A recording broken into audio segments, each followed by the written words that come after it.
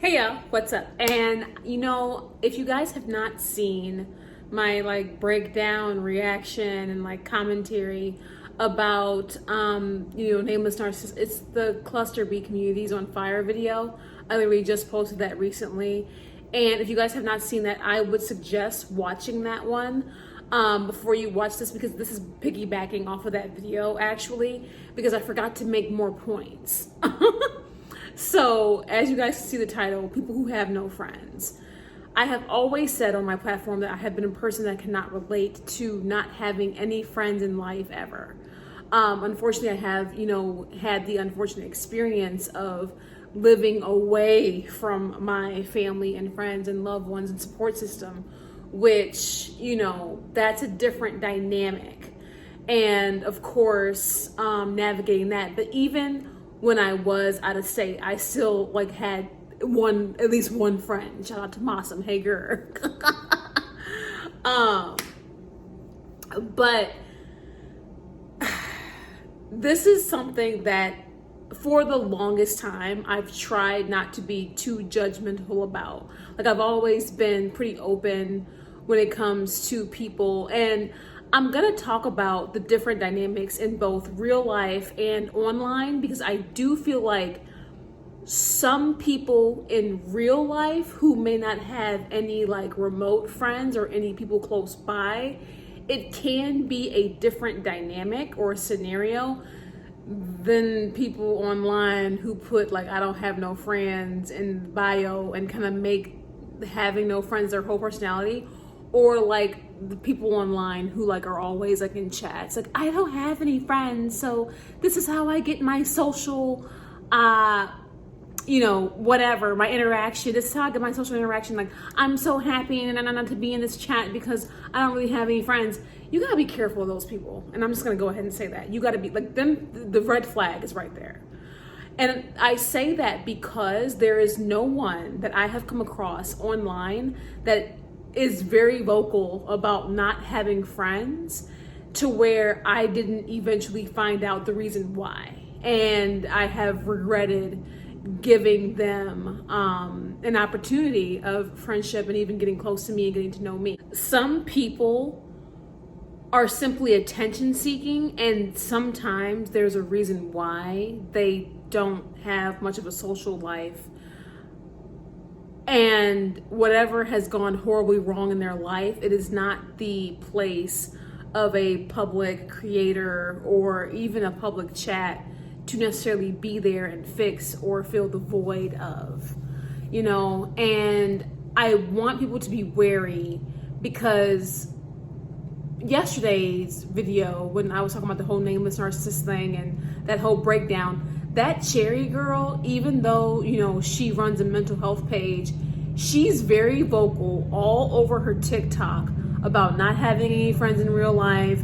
Her social media is all her social interaction. She's socially reliant on TikTok and puts a lot of stock in these online relationships, which honestly in itself is toxic.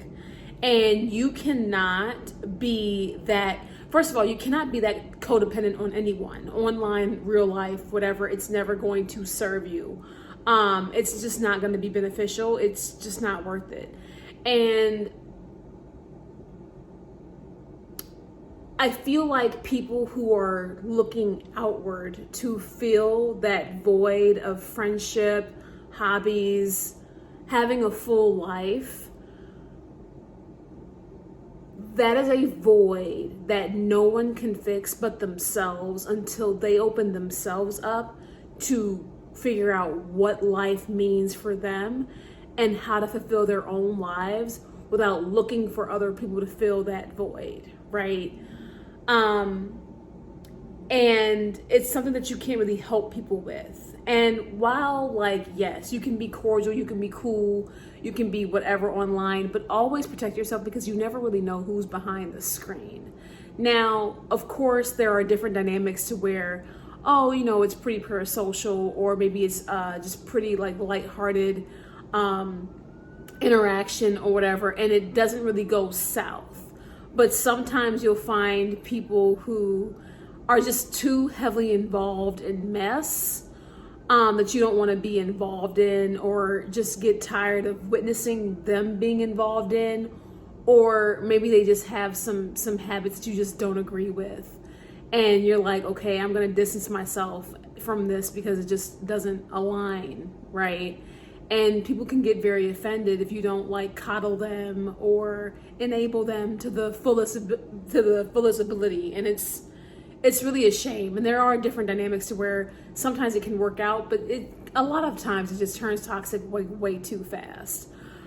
In real life, I have found, because I have befriended a few people who, and this was like when I was younger, but these are people who I still have interactions with to this day, whether it's like, casual or whatever, or, we see each other, like, you know how it is when you've grown and you like know a lot of people and you have a lot of friends, and you got that one like friendship, y'all see each other like every few months, but it's like y'all picked up like, nothing changed. I have a few friendships like that, and a couple of those people are actually from grammar school. Because even though like I was picked on in grammar school too, I didn't let that stop me from making friends. So people who I have, caught up with from grammar school, or I still see every now and then or whatever, it's always love over here. Like, like I don't really care. And like, my only experience of befriending people in real life who've had no friends honestly come from when I was younger, because when I got older and I went to high school and college, everybody kind of just like naturally found their tribe and like their vibe, and it wasn't that difficult. And especially when I was in college, which I really miss my college days. Girl, everybody was chill because everybody is just trying to, kick it. Girl, where's the next party at? Are we vibing at this person's dorm? Are we vibing at my dorm? Like, what's the tea? Like, what are we doing? Like, it's everybody kind of had like the mutual goal of kicking it. Like, I miss the environment of doing the dorms in college so much. And if you've gone, to college, or if you've done the dorms or whatever, you probably know what I'm talking about, to where like you literally just walk down the hallway and you could be wearing something cool and you meet a new friend that day. Like, I loved the environment so much. And it because we're all, relatively grown, like anywhere between the ages of like, 19 to like early 20s when you're in college. Everybody's just vibing. There's not the petty, like, bullies or whatever in college, or at least I'm fortunate enough to not have experienced that. And I still have some of my college friends to this day. I'm quite fortunate. I have a lot of people in my circle still who've seen me over time. And I do believe in like what they say when they say, don't worry about, being bullied in grammar school or even having a hard time in high school. Some of the people you meet in college, or even like, late high school, are the people you will know for life. And for me, that has rang true, because a lot of my friends, especially people that y'all see me with, that I post or whatever, those are like people from college, and or people who I've grown up with, or just known years, or have already been friends with them for like over a decade. Like, I am fortunate that I have a lot of solid friendships that have lasted for years and years and years. I have a couple to where, yeah, we've had ups and downs, but after, reconnecting and everything like that, over time, it's just been great. And honestly, I'll say that like my circle was fully complete when I moved back home. Reuniting with everybody, because I saw everybody from all walks of life, from everywhere, from like all my best friends, like my main group, like my bestie, like my girl Kai, who me and her have been friends for like over a decade, and like my other girls or whatever, to like people who I hadn't seen for years because I had went away. So people who I went to grammar school with, people who I've had old jobs with, right? Like, my circle became whole, not to mention, dating and being with my sweetie. So like, it's so fulfilling to have that experience. And I know a lot of people aren't as fortunate. And I think that, unfortunately, because I've always like kind of lived like very like out loud, and I'm very open, or I used to be. I attracted a lot of people, but a lot of people just like, we're just not on the same level.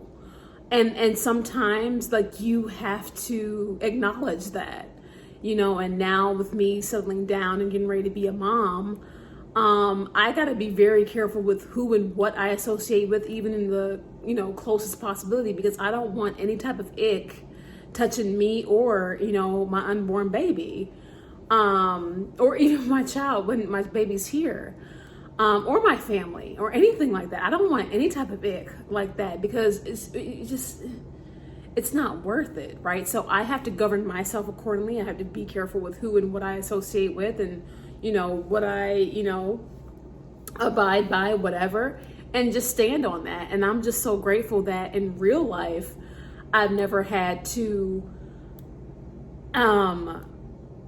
I've never had to, like, you know, I mean, yeah, I've had fallouts here and there, but it's nothing compared to online. Like for me personally, online has always just been worse. And that's why I always say, like, you know, real life is not as chaotic as, you know, the internet can be, or as even sadistic or as evil as the internet can be. Like some of my worst experiences literally in life, just in general, just with me existing, have been online. There are people who I have fallen out with in real life. They would have never said or done some of the things that people online have said or done or tried their best to do. Because where I'm from, like Chicago, like we don't get down like that, right? Like it's just different for all walks of life. And I do feel like if you're a person that has a lot of friends and you're a very social person, you do have to be careful with who you associate with. Be careful of people who say that they don't have any friends or whatever, because that could always be for a reason.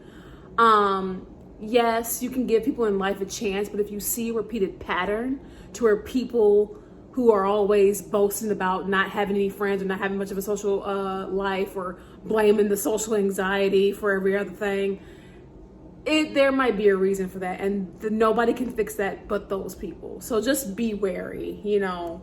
And that's pretty much like all I wanted to make with this video or whatever. It's just like, you know, a quick blurb, and it's recapping, or not recapping, but it's like piggybacking off of the video I made yesterday. So you guys can go ahead and let me know what you all thought about this video. And yeah, I'll see you guys in the next one. Mwah.